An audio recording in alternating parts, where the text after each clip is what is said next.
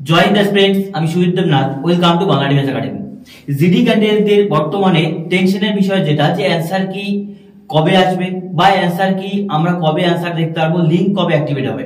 দেখো, প্রথম কথা, অ্যান্সার কি সম্বন্ধে আমি এর আগে ভিডিও বানিয়েছিলাম, তোমাদের বলেছিলাম যে অ্যান্সার কি আসতে মাঝে এক্সাম শেষ হওয়ার 2 দিন 3 দিন 4 দিন মিনিমাম টাইম লাগে।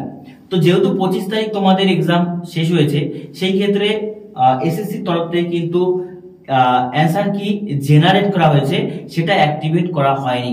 তোমাদের ইউটিউব খুলে তোমরা দেখতে হবে যে বলা হচ্ছে যে অ্যান্সার কি 27 তারিখ আসবে, 27 তারিখ অ্যান্সার কি আসবে। অ্যান্সার কি আসবে, অ্যান্সার কি জেনারেট হবে, বাট সেটা কিন্তু অ্যাক্টিভেট হবে না। কথাটা বোঝো, কি জেনারেট করা আর সেটা অ্যাক্টিভেটের মধ্যে পার্থক্য। দেখবে বিভিন্ন ইউটিউবে তোমরা গেলেই দেখতে হবে যে এটাকে বলা হচ্ছে যে অ্যান্সার কি, তোমরা অ্যান্সার দেখতে হবে 27 তারিখ থাম্বনেলে লিখে দিয়েছে যে 27 তারিখ অ্যান্সার কি আসবে।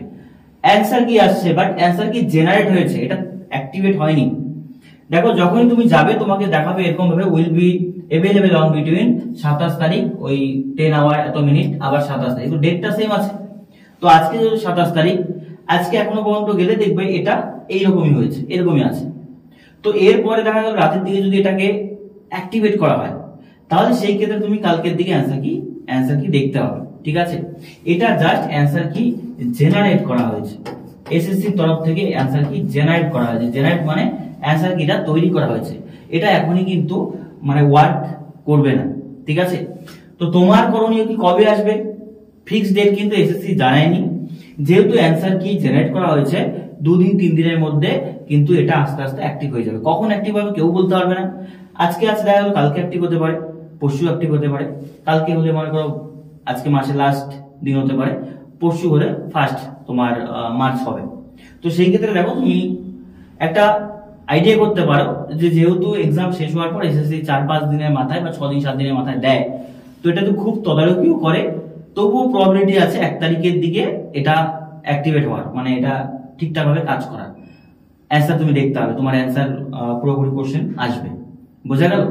যদি কাল দিয়ে দেয়, দেওয়ার সম্ভাবনা আছে।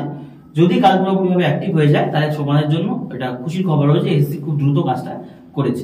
অন্যথায় কিন্তু চান্স আছে 1 তারিখ 2 তারিখ এটা পুরোপুরি ভাবে অ্যাক্টিভ হওয়ার। বোঝা গেল? তো তোমাদের করণীয় কি? তোমাদের করণীয় একটু জাস্ট পুরোপুরি কারো কথা বিশ্বাস করবে না, এসএসসির ওয়েবসাইটে যাবে। এসএসসির ওয়েবসাইটে গিয়ে ওখানে গিয়ে দেখবে যে অ্যান্সার কি এসএসসি অ্যান্সার কি 2025, তাহলে কিন্তু এটা ক্লিক করে তুমি এটা দেখতে হবে, নতুন কিছু এখানে নেই। ঠিক আছে, এবার দেখো বলে দিচ্ছি অ্যান্সার কি যদি অ্যাক্টিভ হয়ে যায়, ধরো আজকে রাতের দিকে বা কালকে অ্যাক্টিভ হলো বা পরশু অ্যাক্টিভ হলো, কি করতে হবে তোমাকে ওয়েবসাইটে যেতে হবে। ওয়েবসাইটে গিয়ে তোমাকে প্রথমের দিকে যে অ্যান্সার কি অপশন আসবে, অ্যান্সার কি অপশন আসার পর সেটা ক্লিক করতে হবে। ক্লিক করার পর এইরকম যে পেজটা এটা ওপেন হবে। হ্যাঁ, এটা ওপেন হওয়ার পর এই ডেটটা টাইমটা চেঞ্জ হয়ে যাবে। ধরো 28 তারিখ হলে 28 তারিখ থেকে তুমি দেখতে হবে অত তারিখ, 28 তারিখ মনে করে দেওয়া থাকলো যে 28 তারিখ। ঠিক আছে, 10টা AM থেকে তুমি দেখতে হবে, 10টা AM থেকে তুমি দেখতে হবে, এটা দেওয়া থাকবে। তাহলে এইটা চেঞ্জ হয়ে তখন সেটা হবে। ঠিক আছে, তো তারপর এটাতে দেখবে যে অ্যান্সার কি জেনারেট করার জন্য তোমাকে রেজিস্টার করতে হবে। ঠিক আছে, রেজিস্টার এখানে কি করতে হবে, এই যে তোমার রোল নাম্বার অথবা রেজিস্ট্রেশন নাম্বার কিছু একটা চাইবে, পাসওয়ার্ড তোমার ডেট অফ বার্থ থাকে যেটা, সেটা দিতে হয়। তারপর লগইন করবে। লগইন করলে কিন্তু তোমার প্রোফাইল চলে আসবে। প্রোফাইল চলে আসলে ওখানে গিয়ে স্কোর কার্ড বা স্কোর কার্ড আসবে না, অ্যান্সার কি আসবে। অ্যান্সার কিতে ক্লিক করলে তোমার পুরো ডিটেলস চলে আসবে, তোমার ছবি থাকবে, রোল নাম্বার থাকবে, রেজিস্ট্রেশন থাকবে। বোঝা গেল? সেখান থেকে তুমি অ্যান্সার কি পুরো দেখতে হবে এবং সেটা গুগলে বা অন্যান্য যে প্ল্যাটফর্মগুলো আছে সেগুলো তো কাউন্ট করতে পারো বা নিজে নিজে কাউন্ট করতে পারো কতগুলি ভুল হয়েছে কতগুলো ঠিক হয়েছে। বোঝা গেল ব্যাপারটা? আর যদি অ্যাক্টিভেট হওয়ার সময় আমি দ্রুত মানে বুঝতে পারি, তাহলে তোমাদের আমি ভিডিওর মাধ্যমে জানিয়ে দেবো যে অ্যান্সার কি অ্যাক্টিভেট হয়ে গেছে, কার কত অ্যান্সার ঠিক হচ্ছে সেটা জানাবে। এবার দেখো, তোমাদের বলছি তোমরা অবশ্যই আমাদের জানাবে যে তোমাদের নাম্বার কার কত আসছে, অ্যান্সার কি জেনারেট হওয়ার পর তোমার নাম্বার কত রমার্কস আসছে কেটে কুটে। বোঝা গেল?